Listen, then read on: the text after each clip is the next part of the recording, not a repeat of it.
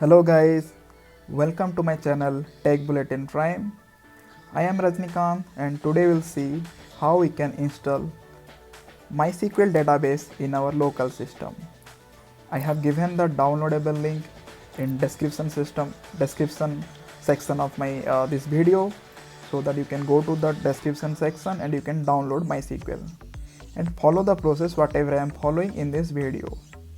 If you have any doubts, you can comment in this video so that I can resolve those things. So let's see this video.